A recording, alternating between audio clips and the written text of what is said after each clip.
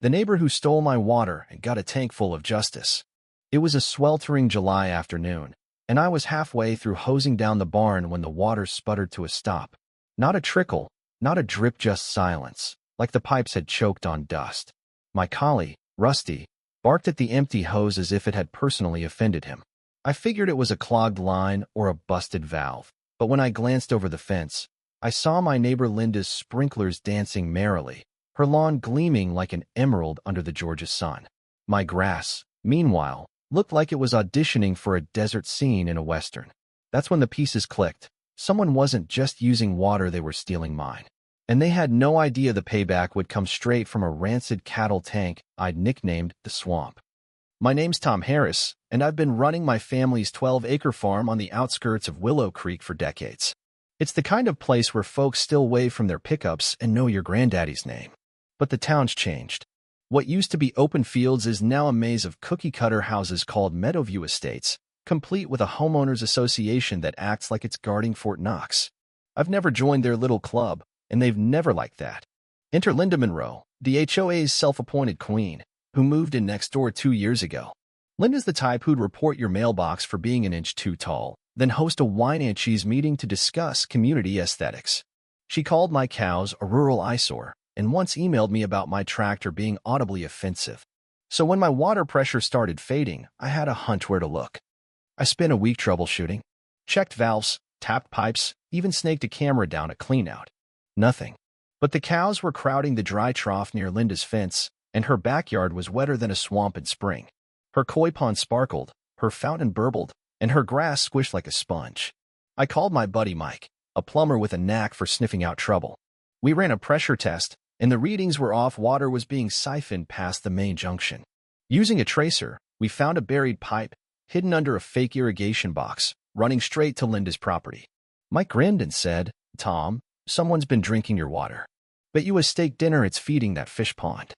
I could have called the water company or the sheriff, but I wanted proof. I set up a trail camera by the fence, angled to catch the fake valve. 2 nights later, I had it. Grainy footage of 2 guys, one wearing a Meadowview Estates polo, tinkering with the box. Linda wasn't there, but her lawn guy was. I was furious, but I saw an opportunity. Out in the barn sat an old cattle tank, a rust bucket filled with rainwater, cow manure, and rotted hay foul enough to gag a vulture. My dad used to call it the devil's stew. I decided it was time for Linda to taste her own medicine. Mike and I got to work. We rerouted the stolen line to pull from the tank instead of my clean water. I added a remote valve so I could control it from my phone. We tested it at 2 a.m., sending a quick burst of sludge to her system. No alarms, no complaints. She didn't suspect a thing. I waited 2 days, letting the tank's stench ripen in the heat. Then I heard Linda was hosting a big HOA garden party, complete with a photographer to capture her Meadowview elegance. That was my cue. From my kitchen window, I watched the party unfold: white tents, catered food, Linda in a floral dress toasting with sparkling water. She gave a speech about sustainable landscaping, irony thicker than the humidity. As guests strolled under her sprinkler arch, I hit the valve. A sputter, then a geyser of brown, chunky sludge sprayed from the misters. People screamed.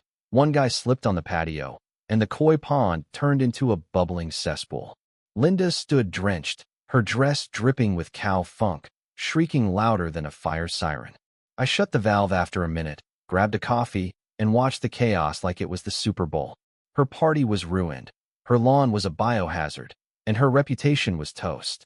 The next morning, Linda's yard looked like a hazmat zone. Plumbers, landscapers, and a koi rescue team swarmed the place. I sipped coffee on my porch, enjoying the show. Linda didn't know the sludge came from mesh, thought her system had failed. But I wasn't done. I sent an anonymous email to the HOA board, attaching camera footage and a note about her illegal tap. Linda retaliated, slapping a red notice on my gate accusing me of water misuse and harassment.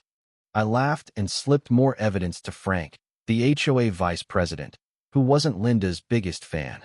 At the next HOA meeting, Frank dropped the photos like a grenade. Linda claimed it was a city line error and waved a jar of sludge, accusing me of farm sabotage. But the evidence was ironclad, and the board turned on her. They demanded an audit of her actions as water chair. Furious, Linda called a county inspector to my farm, alleging unsanitary conditions. I showed the inspector my permits, water records, and the sealed tank. He left with a smirk, saying nothing but clearly unimpressed with Linda's complaint. Things escalated when Linda sued me for contamination and vandalism, demanding a public apology and $10,000 for her ruined lawn. Big mistake. My cousin Laura, a lawyer sharper than a tack, took the case. We had everything: photos, videos, audio of Linda's crew admitting they dug at night on her orders. In court, Laura dismantled Linda's story. The judge dismissed her claim, approved our countersuit for trespass and utility theft, and hinted at criminal charges. Linda's face went gray, her lawyers scrambling like roaches in a spotlight. The fallout was swift. The HOA voted Linda out, her yard wilted, and her house hit the market with no takers. Another neighbor, Dave, came forward with photos of a similar tap under his fence Linda had been stealing from him too. He joined our lawsuit, turning it into a neighborhood reckoning. Linda's social media went dark, her suburban serenity blog vanished, and her koi pond became a local punchline. She tried a bizarre community cleanse event to salvage her image, but a faulty sprinkler sprayed leftover sludge, sending guests running. A podcast, The Water Bandit of Meadowview, went viral, cementing her infamy. One morning, a moving truck pulled up. Linda left without a word, her poodle staring glumly from the car. The new owners, a young couple, found her old pipe and asked me about it. I helped them rip it out, closing the chapter for good. The HOA reformed, banning shady landscaping tricks and requiring water audits. My farm was quiet again, the cows content, the tank sealed. I even built a small pond with the lawsuit money: clean water, no neighbors invited. Linda's name still pops up in town, a cautionary tale. She tried joining another HO but was blacklisted after someone Googled her. My fence line's now called the swamp border, and folks still ask if I'm the sludge guy. I just smile and say I did what I had to. Justice isn't always pretty, but it's always worth it. What do you think?